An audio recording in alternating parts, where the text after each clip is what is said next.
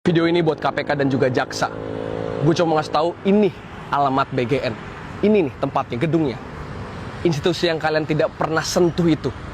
Institusi yang selama ini kalian biarkan melakukan korupsi gila-gilaan depan mata. Pengadaan super janggal, pengadaan super mahal. Di tengah ekonomi kita lagi nggak baik-baik aja. Gue tanya sekarang buat apa? BGN mengadakan berbagai anggaran untuk kaos kaki harganya miliaran, sepeda listrik 1 triliun lebih, piring sendok miliaran bahkan lebih, IO loh 100 miliar lebih. Buat apa? Mau bikin pesta pora ini ceritanya BGN? Nggak jelas kan? Dan yang gue lakukan hari ini adalah justru kalian kalau bilang ini ngelawan presiden salah. Justru gue lagi bantuin presiden. Yang presiden bilang kita harus efisiensi, yang hukum penegakannya jangan tebang pilih. Gue lagi bantuin presiden. Jadi buat KPK, jaksa dan juga penegak hukum lainnya, tindak. Ini korupsi gila-gilaan depan mata. Di tengah kita lagi sangat-sangat susah. Apa nggak malu kira-kira hukum di Republik ini? Ngelihat guru masih banyak gak sejahtera, sekolah masih banyak rusak, tapi gedung SPPG super mewah, super mahal. MK saja sudah mempertanyakan anggaran MBG diambil dari pos pendidikan buat apa? Jadi ayolah, kita semua pengen kenyang karena makan bagus. Tapi janganlah gini caranya, karena yang ada cuma bikin rakyat jadi ngerasa kok nggak adil. Lawan-lawan politik ditangkap, mahasiswa ditangkap, tapi jelas-jelas lakukan korupsi gila-gilaan nggak ditangkap. Sekali lagi, jangan mentang-mentangin program presiden, BGN melakukan manipulasi dan mikirnya presiden bakal senang. Enggak. Gue rasa presiden harus marah kalau bersama rakyat, karena rakyat juga marah lihat yang terjadi. Jadi segera tangkap, segera adili, jangan tebang pilih. Teman-teman tolong stop scroll dulu dengan gue baik-baik. Gue akan menjelaskan dengan gamblang kenapa BGN nekat beli motor listrik seperti di video yang viral itu. Lo pasti udah nonton. Yang satuannya 50 juta. Gue akan buktikan bahwa motifnya cuma 2. 1 kebodohan, 2 keserakahan.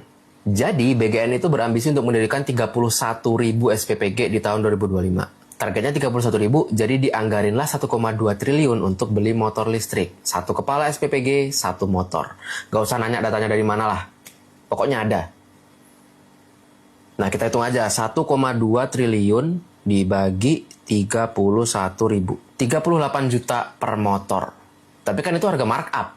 Katakanlah 8 jutanya markup, jadi 30 juta. Nah, kemungkinan yang akan dibeli adalah Alfa N3 pabriknya Cikarang, atau Polytron 350 pabriknya Demak Kudus, Gesits pabriknya Cilengsi, atau Uwinfly pabriknya Semarang. Begini-begini bentuknya, murah, bagus, masuk akal, buatan dalam negeri. Gua sebut semua brand, fuck it, sekaligus bukti bahwa nggak ada yang bayar gua.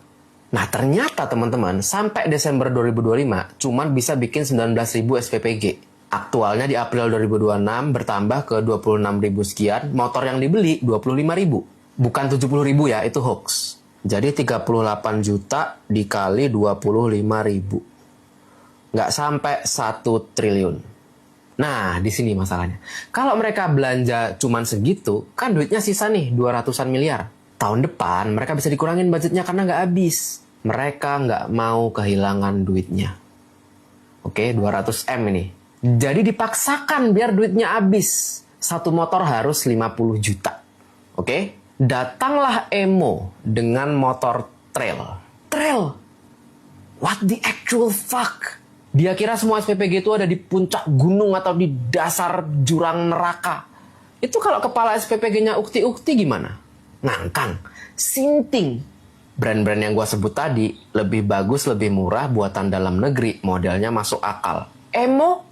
Websitenya baru jadi 2025, line up produknya cuma 2. Ngomongnya di website ada 50 dealer, gua cari di Maps, nggak ada. Sih, dia kira bisa bodoh-bodohin kita, tapi selama ada gua nggak bisa. I prove it. Kebodohan, keserakahan.